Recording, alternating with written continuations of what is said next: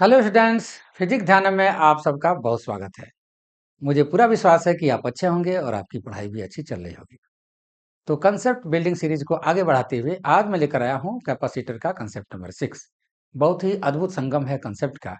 इसमें क्या है, एक डाइलेक्ट्रिक स्लैब है जो कैपेसिटर के अंदर धीरे धीरे रस्सी के सहारे नीचे उतर रहा है। और वह रस्सी एक मास कैपिटल एम मास जो कि टेबल पर रखा हुआ है, और टेबल और कैपिटल एम मास के बीच में फ्रिक्शन है, यहाँ पर दिखाई दे सकता है।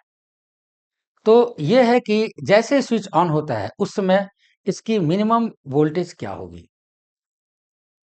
और उसके बाद से जैसे ये पूरा का पूरा नीचे की तरफ जाता है, पार कर जाता है स्लैब कैपेसिटर के अंदर, पूरी तरह से नीचे जाता है, तो उस समय मतलब ये यहां से और यहां तक पहुंच जाता है, तो उस हालत में उसकी वेलोसिटी कितनी होगी।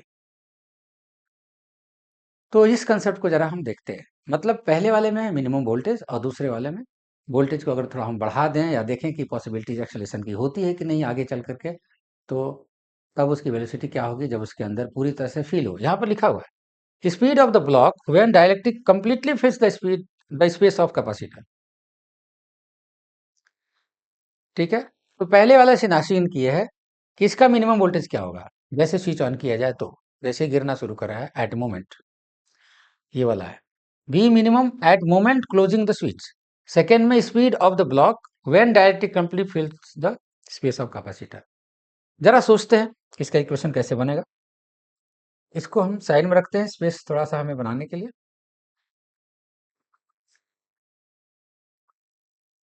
तो ठीक है, ये हमें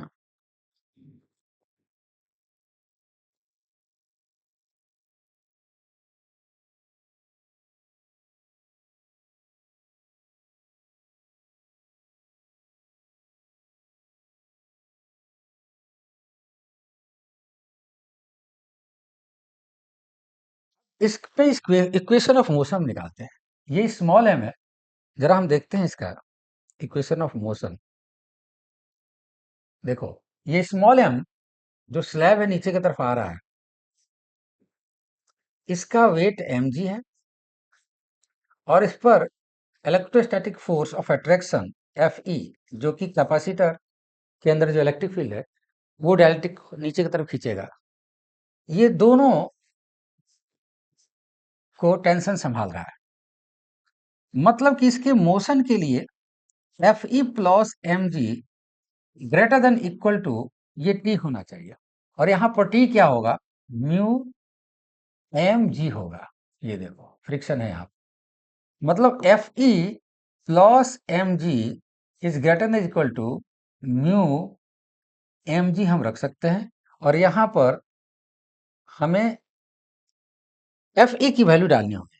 तो Fe की वैल्यू कितनी होती है, पैरेलल प्लेट कैपेसिटर के अंदर जब डायलेक्ट्रिक स्लैब नीचे की तरफ खींचा जाता है ये कैपेसिटर के प्लेट के द्वारा, तब Fe की वैल्यू होती है 1/2 एप्सिलॉन नॉट इंटू एल।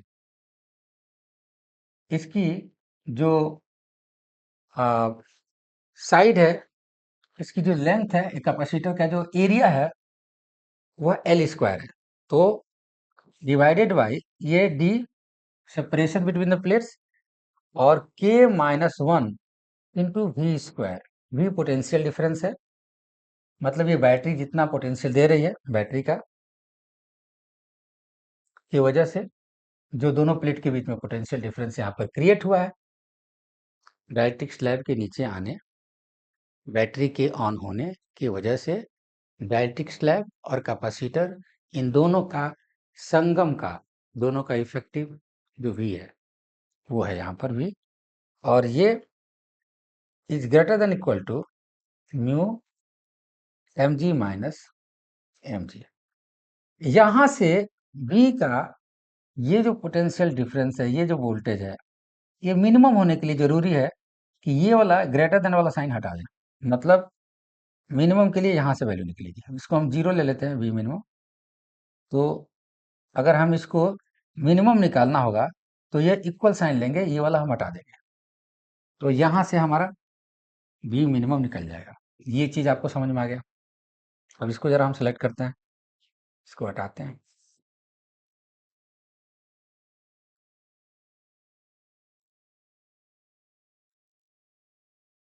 अब दूसरी बात, जैसे इसके नीचे ये पूरी तरह फिल करता है तब उसकी वेलोसिटी कितनी होगी? उसके लिए क्या चाहिए, हमें एक्सेलरेशन चाहिए। अब जरा इक्वेशन ऑफ मोशन फिर दोबारा देखते हैं। इक्वेशन ऑफ मोशन में ये जो एफ ई है प्लस एम जी है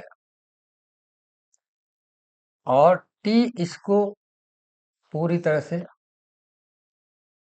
अपोज कर रहा है और मास, इसका मास m इंटू ए है। यहां से आप a निकालोगे, ये देखो, यहां से आप a की वैल्यू निकालोगे।